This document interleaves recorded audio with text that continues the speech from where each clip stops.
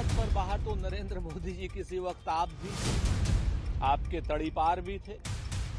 और एक वक्त तो ऐसा था कि पूरी की पूरी भारतीय जनता पार्टी जमानत पर थी। कोई ऐसा भारतीय जनता पार्टी का बड़ा नेता नहीं था जो जमानत पर न हो। जमानत पर होने का मतलब अपराधी नहीं होता। जमानत पर होने का मतलब ये भी होता है कि भारतीय जनता पार्टी ने ईडी, सीबीआई, इनकम टैक्स के गलत केस उसके ऊपर लगा रखे, जैसा आपने 2014 के बाद किया हुआ कि विरोधियों के ऊपर केस लगाओ और अपनी बात करो।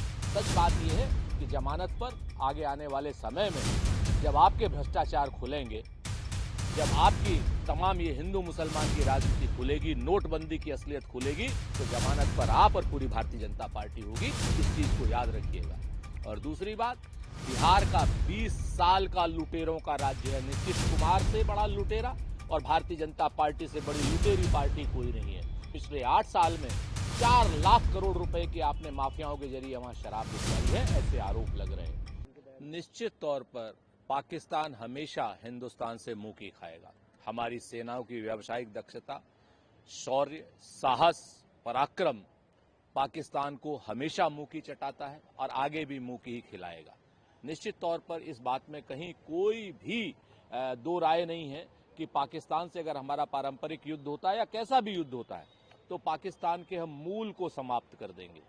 शर्म की बात है कि ऑपरेशन सिंदूर में जिस तरीके से हम पाक ऑक्यूपाइड कश्मीर को लेने के लिए तैयार खड़े हुए थे, उसी समय अमेरिका के दबाव में आकर के डोनाल्ड ट्रंप के ट्वीट से हमने सीज फायर, हमारे कमजोर राजनीतिक नेतृत्व यानी नरेंद्र मोदी जी ने जो है वो सीज फायर कर दिया। वरना आज की डेट में बलूचिस्तान भी आजाद होता, आज की डेट में बांग्लादेश की तरीके से बलूचिस्तान आजाद होता और पाक ऑक्यूपाइड कश्मीर हमारे हिस्से में मिलता। रही बात जो सीआईए के प्रमुख कह रहे हैं उस समय क्या होता क्या नहीं होता, हमने पूरे पाकिस्तान को उस समय मनमोहन सिंह जी के नेतृत्व में पूरे विश्व में नंगा कर दिया था। सारी की सारी आर्थिक सहायता रोक दी थी, सारे उसको ग्रे लिस्ट में डाल दिया था, आतंकियों की लिस्ट में डाल दिया था। पाकिस्तान बिलबिलाता हुआ घूम रहा था। लेकिन जब जब बिहार में चुनाव आएगा, हिंदुस्तान में चुनाव आएगा, तो भारतीय जनता पार्टी का जो अमेरिका में भी काकस बैठा हुआ है वो रुपए देकर के इस तरीके के बयान दिलवाता है, रुपए देकर के इस तरीके के बयान दिलवाता है। निश्चित तौर पर इस तरीके के जो आयोजन है भारतीय जनता पार्टी को बंद करने होंगे। पाकिस्तान उस वक्त बिलबिला रहा था, एक पैसा नहीं था, लेकिन ऑपरेशन सिंदूर के समय पाकिस्तान को पूरी दुनिया से सहायता मिल रही थी। मोदी जी, इसको भी याद रखिए। एक और बड़ा अहम सवाल है, सराय जिले में लगातार रैलियां की, जिस दौरान उन्होंने ये बात कही, उन्होंने विपक्ष की तुलना जो है जमानत पर बाहर आए लोगों के नेतृत्व वाले गुंडों के गठबंधन से की और सत्तारूढ़ सरकार का रिकॉर्ड तो जीत की भविष्यवाणी की। देखिए, जमानत पर बाहर तो नरेंद्र मोदी जी किसी वक्त आप भी थे, आपके तड़ीपार भी थे। और एक वक्त तो ऐसा था कि पूरी की पूरी भारतीय जनता पार्टी जमानत पर थी।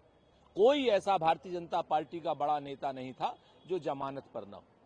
जमानत पर होने का मतलब अपराधी नहीं होता है। जमानत पर होने का मतलब ये भी होता है कि भारतीय जनता पार्टी ने ईडी, सीबीआई, इनकम टैक्स के गलत केस उसके ऊपर लगा रखे हैं, जैसा आपने 2014 के बाद किया हुआ है कि विरोधियों के ऊपर केस लगाओ और अपनी बात करो। सच बात यह है कि जमानत पर आगे आने वाले समय में जब आपके भ्रष्टाचार खुलेंगे, जब आपकी तमाम ये हिंदू मुसलमान की राजनीति खुलेगी, नोटबंदी की असलियत खुलेगी, तो जमानत पर आप और पूरी भारतीय जनता पार्टी होगी। इस चीज को याद रखिएगा। और दूसरी बात, बिहार का 20 साल का लुटेरों का राज्य है। नीतीश कुमार से बड़ा लुटेरा और भारतीय जनता पार्टी से बड़ी लुटेरी पार्टी कोई नहीं है। पिछले 8 साल में 4 लाख करोड़ रुपए की आपने माफियाओं के जरिए वहां शराब बिकवाई है, ऐसे आरोप लग रहे हैं। पिछले 20 साल में वहां पर पुल पुलिया 8,000 करोड़ के चूहे खा गए हैं, 9 करोड़ लीटर शराब चूहे पी गए। इससे बड़ा भ्रष्टाचार आप क्या? सबसे बड़ा लुटेरा मुख्यमंत्री को आप सपोर्ट करते हो और बिहार भ्रष्टाचार का बिल्कुल एक एपिक सेंटर बन गया है। 14 तारीख को गठबंधन की सरकार आएगी।